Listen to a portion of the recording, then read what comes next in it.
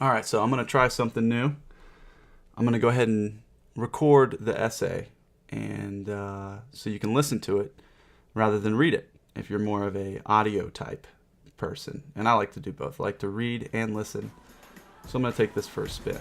So this essay is called Why I Love Matthew McConaughey.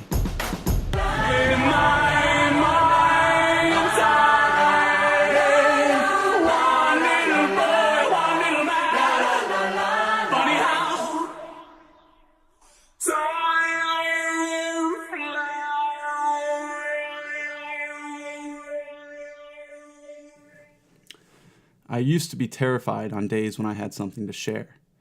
The fear came from two angles. One, everyone in the entire world would be reading. And two, nobody would be reading. I was afraid of judgment, and I was afraid that no one cared. The entire conflict was within myself.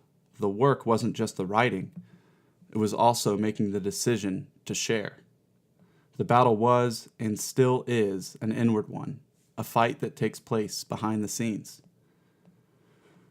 The moment I start a sentence that says something scary and true, the work begins.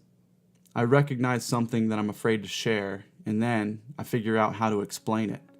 I have to discover why. And the only way I've ever been able to discover is through writing, an exploration of emotion in the form of literature.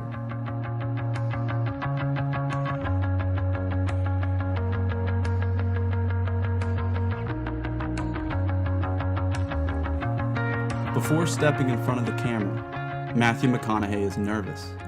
He's anxious before every scene of every movie he's ever been in. He understands the anxiety. He embraces it. He pounds on his chest and he hums.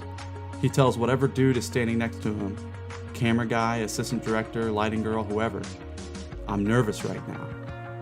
Thump, thump, thump. He pounds his chest and he hums. He shares the emotion with his team and then steps in front of the camera to perform. Matt McConaughey recognizes the battle. He understands the need for emotion and he allows himself to feel. He releases energy into his environment. He's scared, but that doesn't stop him. He's reaching for something. He's challenging himself to be better than he thought he could be. He embraces the anxiety and shows up anyway. Matt McConaughey goes to battle because he wants to be just like his hero. And his hero is him 10 years from now. And every morning when he wakes up, his hero is still 10 years ahead.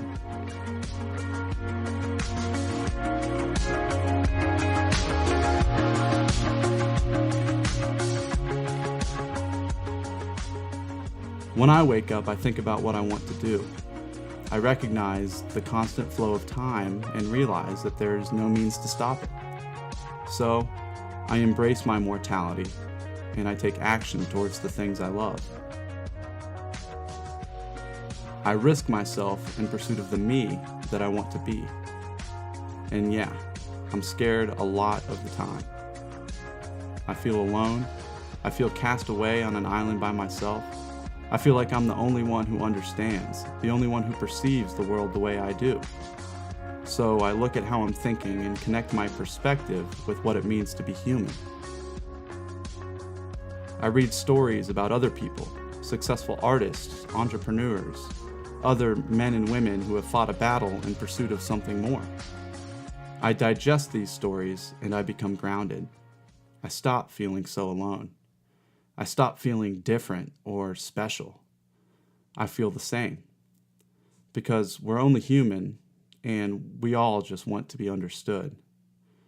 So every morning I ask myself, why not try to be better?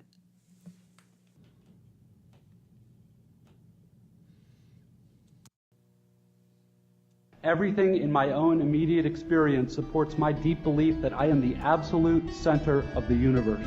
The realest, most vivid, and important person in existence. But it's pretty much the same for all of us. It is our default setting, hardwired into our boards at birth.